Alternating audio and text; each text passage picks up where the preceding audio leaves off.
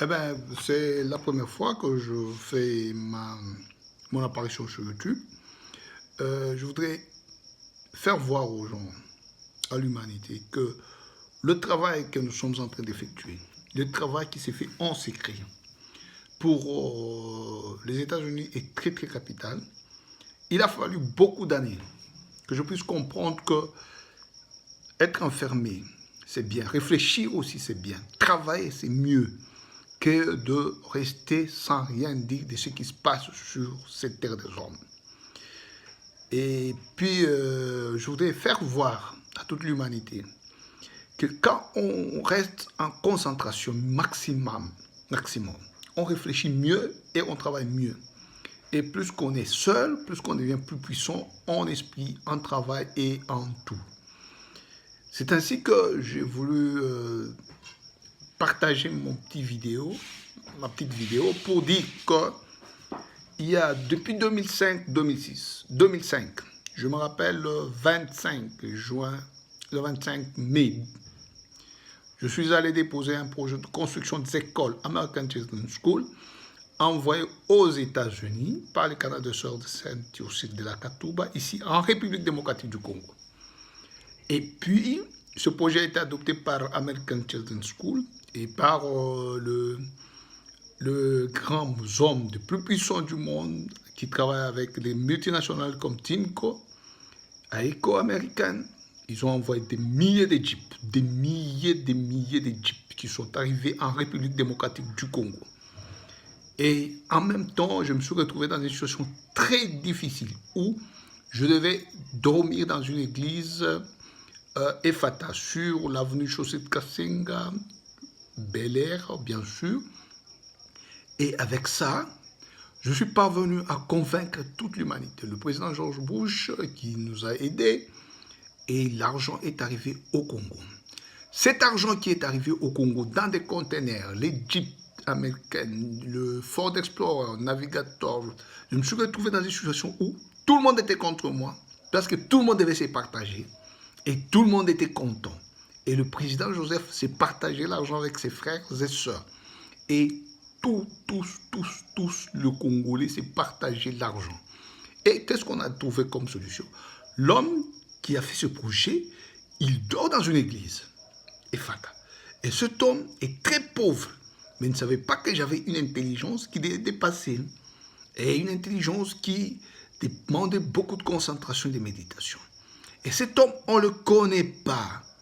On ne le connaît pas. Et nous devons nous en débarrasser pour que nous puissions vivre. À Lubumbashi, c'était une grande fête où les gens se distribuaient des Jeep Navigator, Ford Explorer, les Ford Explorer, les Jeeps américains. Il y avait des Mercedes qui sont arrivés.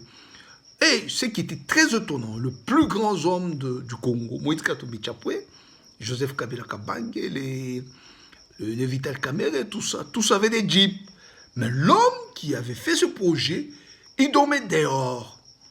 Sous pluie, sous quoi? Sous la faim. Et on se dit, bien sûr, c'est un petit pauvre, il faut qu'on le tue. Et on s'en débarrasse. Mais on s'est rendu compte plusieurs années après, l'homme est en train de monter progressivement. Et on va l'empoisonner. Il va entrer aux cliniques à l'hôpital Jekamine Sud de Efata, dans l'église où il dormait dehors, il va à l'Efata. De l'Efata, où il dormait dehors, il va aller entrer dans l'hôpital SNCC. À l'hôpital SNCC, on s'est dit, mais il a été empoisonné, mais il n'est pas mort. Oui, bien sûr, il n'est pas mort. Dieu est avec lui.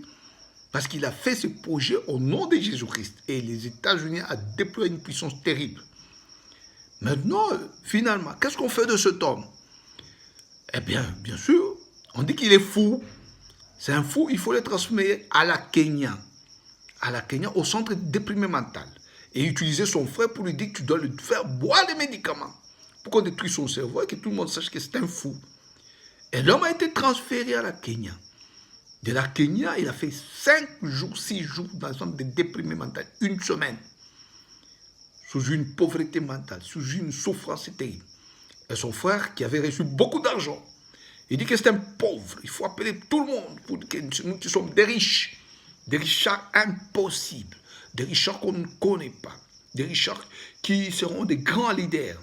Moïse Katumbi s'est fait dire que moi, c'est moi qui suis le plus grand leader. Je roule en Mercedes, je roule en Jeep. Et j'achète les Kuna Matata, les tracts, le ceci. Je pris l'argent chez les pères catholiques, les pères salésiens de Don Bosco, à Imara, qui avaient reçu beaucoup d'argent dans ces temps-là, parce que le projet devait passer par Don Bosco, parce que je suis un ancien de Don Bosco. Maintenant, ils se sont partagés l'argent. Moïse Katumbi a utilisé cet argent pour se faire gouverneur. Et Joseph a utilisé cet argent pour se faire président de la République démocratique du Congo. L'argent de mon intelligence, l'argent de mes sacrifices, l'argent de ce que j'ai travaillé, nuit et jour, dans ma dehors, pour que je gagne cet argent. Et ils se sont accaparés. Vital Kamerhe est venu. Tout le monde est devenu très riche, sauf la personne. Et vous savez ce qui s'est passé?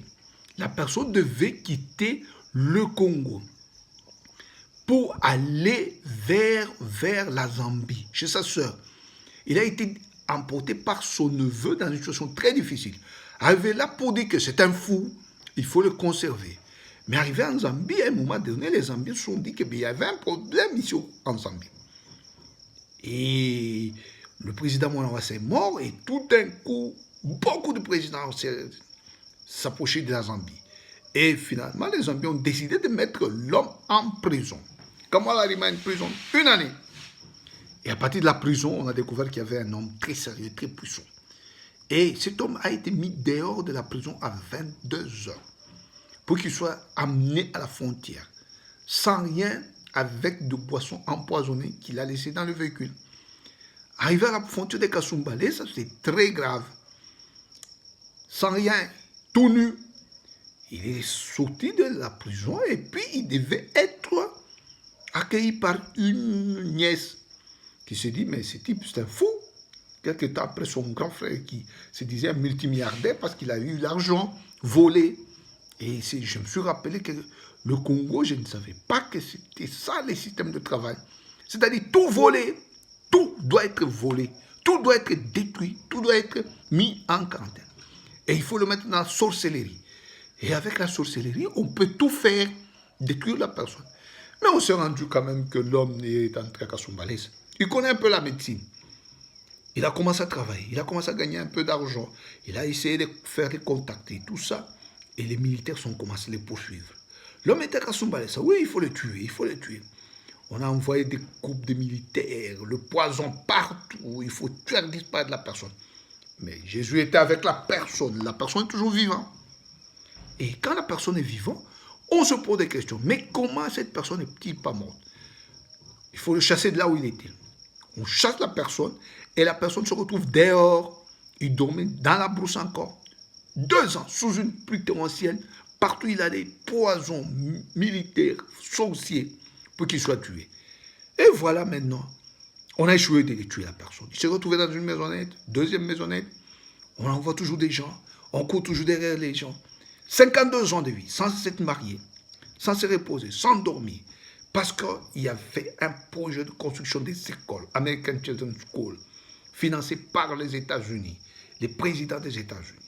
Et je ferai un message important à tous les présidents des États-Unis pour dire que la République démocratique du Congo est une terre de nos ancêtres et l'héritage de nos enfants. Nous ne pouvons pas accepter des insensés détruire ce pays. Le message est arrivé dans les mains du président.